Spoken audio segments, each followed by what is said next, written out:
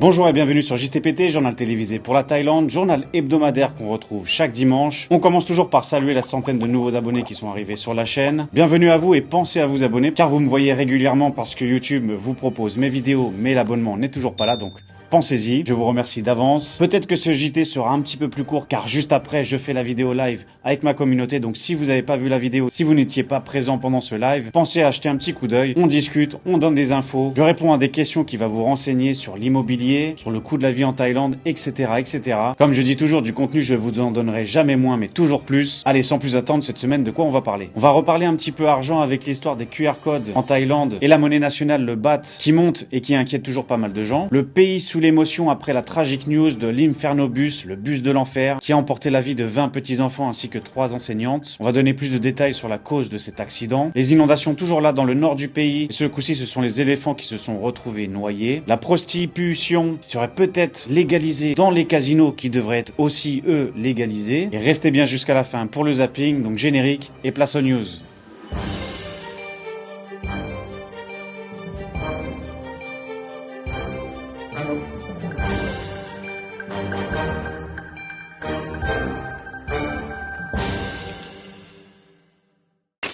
Alors la semaine dernière, j'avais annoncé la nouvelle comme quoi le 7-Eleven se mettait au système de paiement PromptPay, ce qui existe quasiment partout en Thaïlande, chez tous les petits commerces, y compris les petits boui-boui de rue. Chaque particulier qui a un téléphone et une banque a un compte PromptPay, donc c'est vraiment un moyen de paiement très développé. Alors forcément, ça fait pas mal réagir, ça a inquiété pas mal de gens. Il y a beaucoup de gens qui sont pro cash, d'autres qui sont plutôt pro dans l'utilisation des deux. Donc pour refaire une petite parenthèse à ce sujet, j'ai trouvé un article qui titre La fin de l'argent liquide en Thaïlande, point d'interrogation. Donc selon les prévisions que rapporte cet article, la Thaïlande pourrait être une société sans numéraire, c'est-à-dire sans liquide, sans cash, d'ici 2028. Alors c'est vrai que comme j'en discutais avec un abonné de ma chaîne, moi je suis plutôt sceptique sur la disparition du cash. Le cash est encore extrêmement présent, alors c'est sûr que chaque avancement dans le numérique pourra éventuellement le faire disparaître ou le ralentir, mais je pense qu'on en est encore très loin. Et 2028, j'y pense absolument pas. Prenons juste l'exemple de nos pays en Europe, en Occident. Le cash est certes diminué, mais il n'a toujours pas disparu, alors que ça fait des années, voire des décennies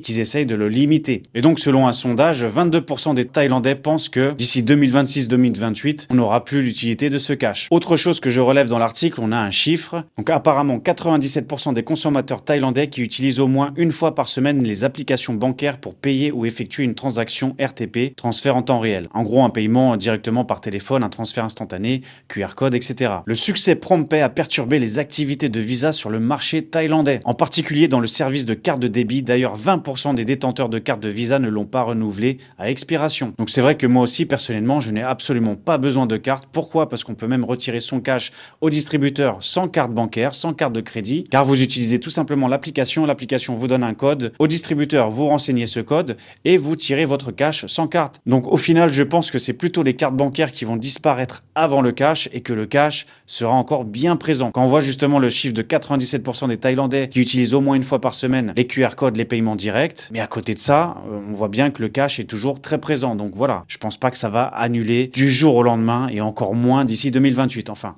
dites-moi ce que vous en pensez. Je sais que le débat est assez mitigé, partagé. Pensez-vous que d'ici 2028, la Thaïlande n'aura plus du tout de cash? À vous de me dire. Toujours en parlant d'argent, faisons un petit point sur le baht qui continue de monter. Et donc, s'il monte, c'est pas bon signe pour nous, étrangers, qui convertissons les euros en Thaïlande. Eh bien, on a vu que dans la semaine, le taux est descendu jusqu'à 35,9 bahts pour 1 euro converti. C'est un des taux les plus bas depuis plusieurs années. Alors encore une fois, pour des petites conversions, ça n'a pas énormément d'impact. Par contre, là où ça inquiète beaucoup, c'est surtout pour les investisseurs, pour les sociétés qui payent forcément des plus grosses factures. Et donc ça inquiète pas mal de ces sociétés où ça pourrait éventuellement freiner d'éventuels investisseurs. Ce qui inquiète à son tour aussi la Thaïlande. Donc la Thaïlande ne souhaite pas forcément que le taux du baht soit trop haut, même si on pourrait dire qu'il gagne à la conversion. Mais au final, s'il perd des investissements, c'est pas gagnant. Même niveau du tourisme, ça pourrait même pousser les touristes à aller vers les pays voisins, notamment le Vietnam, le Cambodge, l'Indonésie, où le pouvoir d'achat, du coup, reste encore plus intéressant qu'avec un bat fort. Remontons un petit peu dans le passé, juste avant la période du Covid, eh bien le taux tournait autour des 33-34. Alors espérons que ça n'aille pas jusque-là, mais bon, la Thaïlande était toujours ultra fréquentée. Alors qu'est-ce qui pourrait faire varier à nouveau ce taux, peut-être en faveur ou en défaveur? Eh bien ça va être les prochains événements, notamment comme l'élection américaine, ça pourra jouer sur le cours. Il y a aussi la guerre qui reprend de plus belle, qui est en cours, qui pourrait perturber le cours de l'argent. Et voyons comment tout ça se déroule jusqu'en fin d'année, à voir comment le taux du baht se portera. Passons à la news tragique qui a ému le pays, l'incendie d'un bus en plein milieu de Bangkok qui transportait des écoliers et des enseignantes. Le bus a été ravagé par le feu qui transportait 38 élèves et 6 enseignantes lors d'une excursion depuis Uthai Thani. Les corps de 20 enfants et de 3 enseignants ont été retrouvés après l'incendie d'un bus transportant des écoliers de Bangkok. Le bus transportait des enfants âgés de 3 à 9 ans. 16 enfants et 3 enseignants ont réussi à s'échapper du bus. L'un des enseignants a indiqué que la porte de l'autocar en feu ne pouvait pas être ouverte. Alors très vite, les vidéos des témoins de cet accident ont apparu sur les réseaux sociaux. On voit ce bus dans différents angles en train de s'enflammer, mais au moment même, on ne savait pas s'il y avait des personnes dedans. On a surtout vu des vidéos qui circulaient où on voyait le chauffeur de bus lui-même. On le voit à l'extérieur du bus en train d'emprunter un extincteur, mais visiblement c'est déjà trop tard, le feu est trop important. Mais ce qui a choqué les gens, c'est qu'on a appris que ce chauffeur de bus ensuite a quitté les lieux, abandonnant donc le sort des pauvres personnes qui restaient encore à l'intérieur. Donc on voit là en gros le gars, le responsable de ce véhicule, a observé l'incident, pris de panique, s'est mis à courir et à s'éloigner. On apprend même dans l'article qu'il s'est éloigné à plus de 100 km de Bangkok. Donc en gros, il a eu une réelle intention de fuir ce problème. Encore qu'on soit perturbé, qu'on fuit l'événement sur place, qu'on a peur de soi-même de mourir, je peux comprendre encore. Mais là, une fuite de 100 km, c'est qu'on cherche à fuir les responsabilités. C'est quand même pathétique. Alors la grande question qui s'est posée toute la semaine, c'était comment cet incendie s'est-il déclaré? Quelle est la faute? Quelle est l'erreur s'il y en a une? Alors pour retracer un petit peu l'historique de ce bus, on apprend que ce bus était vieux de 54 ans. La première immatriculation datait de 1970, mais que le moteur anciennement Isuzu, la marque thaïlandaise, avait été remplacé en 2018 par un moteur de Mercedes. Donc quelque part, le moteur était remplacé assez récent. On apprend aussi que les taxes de cet autobus étaient payées en mai dernier, donc il avait l'air plutôt en règle. Sauf que rapidement, les enquêteurs se sont aperçus qu'il y avait une anomalie, et pas des moindres. On apprenait donc que ce bus roulait au gaz, et que l'incendie serait probablement dû à ça, même si dans un premier temps, on avait accusé l'explosion d'un pneu, ce qui a été totalement réfuté par la suite, car même si un pneu explose, c'est pas ça qui va mettre le feu à un véhicule. Donc après enquête, le ministère des Transports terrestres a présenté le 3 octobre des images à la commission de transport de la Chambre des représentants, montrant un tuyau de gaz déconnecté du 8e réservoir d'essence à l'avant du bus, tandis que l'essieu s'est cassé, provoquant la chute et le frottement du corps contre la route avant que le bus ne prenne feu. Voilà l'explication maintenant principale et majeure, la cause de cet accident. Mais le gros problème dans tout ça, c'est que justement, comme on apprend, c'est qu'il y avait sous ce bus 8 réservoirs de gaz, ce qui est totalement illégal. Alors pourquoi les conducteurs font ça? C'est tout simplement petit peu par flemme. Quand on va à la station essence, on a la flemme de remplir que les 2 réservoirs que ce bus devait contenir. On en rajoute, comme ça on fait le plein une bonne fois et on peut rouler sur des plus longues distances et on n'a pas besoin de s'arrêter aux stations essence. Donc c'est une modification illégale, volontaire des chauffeurs de bus. Donc techniquement, ça ne doit pas passer au test, au contrôle technique. C'est bien là où est le problème et la justice devra rendre les responsabilités de chacun, car maintenant c'est les questions qui se posent. Combien de bus sont modifiés de la sorte? Comment ces bus passent-ils les tests alors que c'est totalement illégal? Et y a-t-il aussi clairement un manque d'entretien des autobus? Dites-moi, chère audience, si vous connaissez en mécanique, mais je pense pas qu'un essieu, ça se casse comme ça. Je pense qu'il y a un gros problème, un manque d'entretien.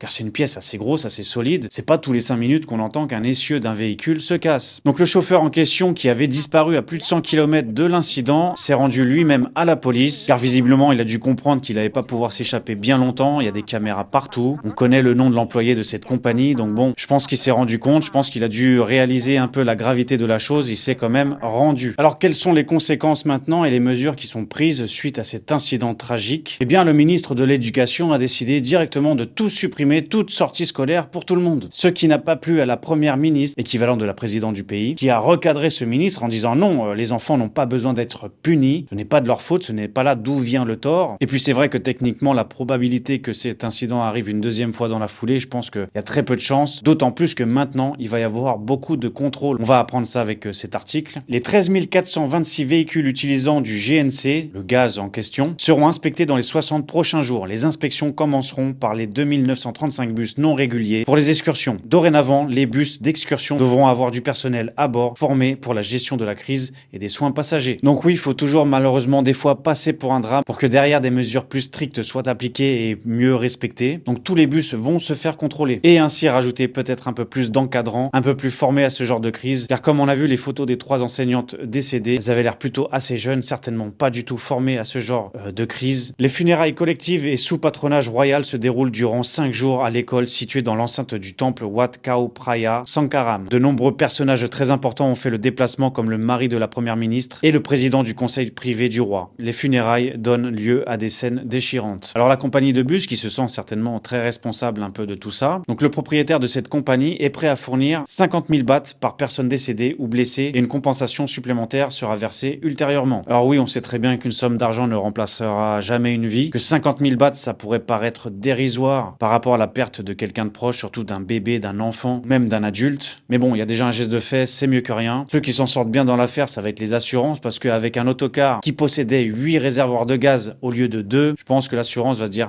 bye bye, je n'ai rien à voir dans tout ça, vous n'avez rien respecté. Donc tout cela va coûter cher aux responsables, à la justice de décider quelle part de responsabilité possède chaque personne concernée de cette affaire. Faisons un point météorologique du pays. Commençons par Phuket où il y avait quasiment 2 semaines de plus ou moins beau temps. Maintenant les averses et des pluies sont revenues et la région est en alerte du 5 au 7 octobre. Et là où la pluie continue à faire des ravages comme on l'a vu dans les 2 JT précédents, c'est toujours dans la région de Chiang Mai où cette semaine on apprend qu'un parc d'éléphants se retrouve totalement immergé. Donc comme le titre l'article, la Thaïlande se mobilise pour sauver des éléphants victimes des inondations. Les inondations continuent de frapper le nord de la Thaïlande et touchent maintenant un célèbre parc d'éléphants de Chiang Mai. Le Elephant Nature Park, situé dans le district de Mae Tang, dans la province de Chiang Mai, a été gravement inondé. Alors on a vu des vidéos défiler où on voit les éléphants se battre contre courant, la trompe hors de l'eau pour respirer. Heureusement qu'ils ont cette capacité naturelle. On sait bien entendu que les éléphants sont plutôt à l'aise avec l'eau, mais avec les courants, ils peuvent s'épuiser et aussi se noyer malgré leur force. Ce qui pose problème justement pour ce grand parc d'éléphants, c'est que les 2 routes principales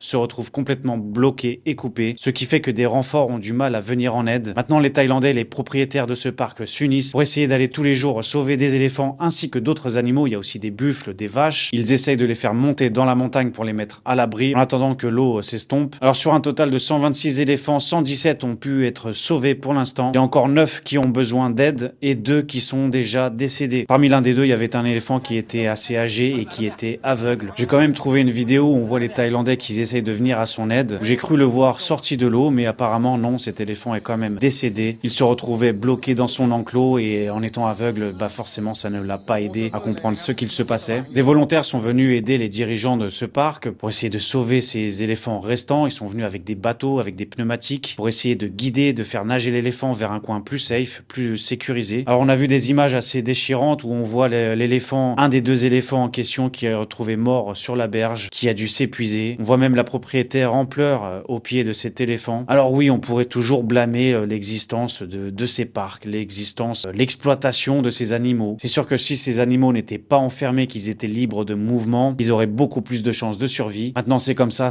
existe. C'est une catastrophe naturelle. Je pense que malgré tout, ces gens-là aiment ces animaux, même si peut-être ils les aiment mal. Ils pourraient préférer aimer les animaux dans leur contexte, dans leur nature, plutôt que dans un parc. Et on voit bien qu'ils font tout pour les sauver, alors certes, pour conserver le parc, mais aussi, je pense sincèrement, qu'ils sont attachés à ces animaux. Donc courage à tous ces bénévoles qui viennent en aide et courage à ces animaux, en espérant que la situation s'améliore au plus vite et que les derniers éléphants puissent être sauvés. D'ailleurs, si comme moi, vous préférez voir les éléphants dans leur milieu naturel, dans leur nature, dans leur jungle, des éléphants qui vivent en troupe, en famille, avec des liens sociaux, qui parcourent des kilomètres dans la nature, je vous recommande une page et une personne à suivre sur Facebook qui est Nani Montreuil. Cette personne que j'ai contactée car j'ai vu son travail et je suis admiratif. Elle est cofondatrice d'une fondation qui s'appelle NWA, Nature Wildlife Association, qui clairement ce sont des rangers qui sont dans la plus grande réserve naturelle, dans le nord aussi de la Thaïlande, au parc de Khao Yai. Et donc ces gens se dévouent 7 jours sur 7, 24 heures sur 24. Ils sont en astreinte à surveiller donc ces éléphants, les protéger des braconniers, car oui, forcément ça existe, et aussi d'assurer la sécurité avec les habitants, les villageois aux alentours, car parfois les éléphants qui bougent beaucoup, marchent beaucoup, se rendent parfois vers les les habitations et font quelques dégâts. Donc pour éviter les conflits entre les humains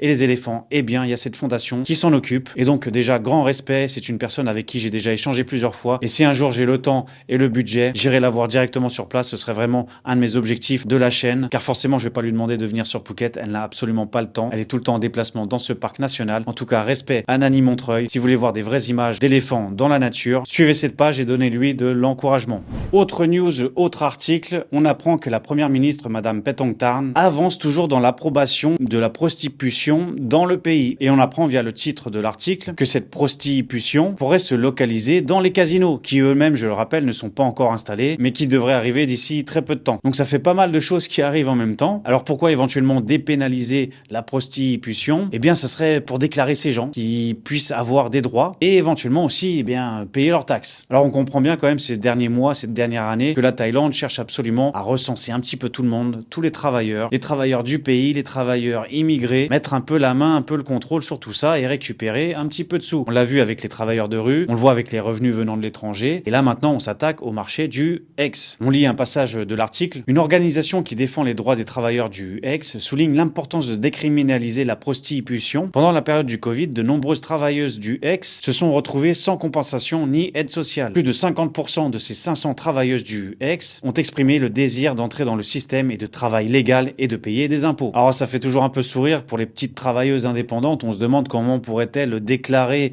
leurs revenus. Je sais pas. À part si elles aussi se font payer en scan code. Maintenant, si c'est payé en cash, bon... à part peut-être, je sais pas, ramener comme preuve, comme facture, le nombre de préservatifs. Je sais pas. Alors c'est toujours le fameux débat, est-ce qu'il faut légaliser ça, dépénaliser ça, pour protéger ces travailleurs, ces travailleuses, pour éviter le proxénétisme, mais de l'autre côté, l'opposition dira toujours que de légaliser ça va accentuer le phénomène, voire même faire travailler des jeunes personnes, peut-être même avec des personnes peu scrupuleuses, des mineurs. Donc bon, quelle est la meilleure chose? Je n'ai pas la réponse. Alors peut-être que ça va déclencher un nouveau jeu dans les casinos, peut-être une nouvelle version de la roulette. Ah, le casino, enfin, j'ai un pognon dingue à dépenser, là, grâce au don. Qu'est-ce qu'on va se faire? Petite roulette? Bon, allez, c'est facile, ça. Bonjour monsieur et bienvenue au nouveau casino de Thaïlande, le mi-casino, mi-prostitution. Ouais, c'est bon, vas-y, démarre. Seriez-vous tenté par une petite partie? Oui, c'est bon, j'ai compris, allez, vas-y, démarre. Alors, le concept est un petit peu différent, mais il est aussi très simple. Il suffit tout simplement de deviner l'identité de notre hôtesse. Case rouge, c'est une femme. Case noire, c'est un homme. Allez-y, faites vos jeux. C'est facile. Mais attends, une silhouette, les cheveux longs. Il me prend pour un jambon, lui. Allez, vas-y, moi je mets tout, je mets tapis. C'est une femme, arrête un peu.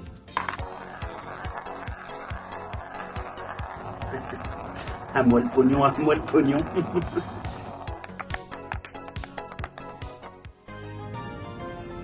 Casse violette? Attends, c'est quoi ça, casse violette? Tu me l'avais pas expliqué, c'est quoi cette arnaque? Eh oui, désolé monsieur, c'est perdu, c'est la case violette, ce n'est ni un homme, ni une femme. Mais par contre, vous avez le droit de passer une nuit entière en sa compagnie. Alors? Non, vas-y, c'est bon, garde les jetons. Fou, quoi, lui. Allez, sans plus attendre, passons au zapping. Au zapping cette semaine, on commence par le festival végétarien comme chaque année à la même période. Le festival végétarien qui dure à peu près un mois, dans lequel il y a plein d'événements, notamment très connus pour ces sortes de fakirs qui se transpercent les joues avec tout un tas d'objets. Des pics, des sabres, des épées, car ils rentreraient sous une forme de possession, sous une forme de transe qui les rendrait insensibles à la douleur. Alors je l'avoue que l'année dernière, j'étais parti filmer quelques images sur place. Je garde encore en stock et si j'arrive à vous les monter, au bout d'un an, j'ai toujours pas réussi. Enfin bon, j'avais aussi un petit peu oublié. Donc voilà, si j'arrive à monter mes images du festival de l'année dernière, je vous les montre, je vous fais une petite vidéo spéciale, sachant que j'ai 2 interviews en retard. Je ne garantis rien. Donc pour tous les végétariens, c'est un peu le paradis car il y a plein de nouveaux stands qui s'installent un peu partout dans les villes avec de la nourriture forcément végétarienne, donc plus facile à trouver et avec ces événements assez spectaculaires à voir. Deuxième vidéo zapping, on va finir sur les animaux et ce coup-ci sur une note un peu plus positive. Vous avez peut-être entendu parler en Thaïlande des dauphins roses. Alors faites attention, ne tombez pas dans les photos fake, dans les fausses photos faites par l'intelligence artificielle, car on voit des dauphins extrêmement roses qui sautent en dehors de l'eau. Mais non, ces dauphins-là n'existent pas, ce n'est pas vraiment ça. Les vrais dauphins roses sont plutôt comme cette vidéo où des habitants de la province de Satun sont venus à sa rescousse, car ils s'étaient échoués, comme cela arrive assez régulièrement malheureusement. Donc vous voyez bien que le dauphin rose en question, ce n'est pas un rose flashy, C'est comme une sorte de dépigmentation de la peau, un peu comme un vitiligo. Vous savez, la maladie qui atteint certains humains, qui n'est pas grave en soi, mais qui décolore votre peau. Eh bien, ces gentils habitants ont pris le soin de remettre cet animal rare à l'eau pour qu'il puisse retrouver sa liberté et continuer sa vie. Merci à eux.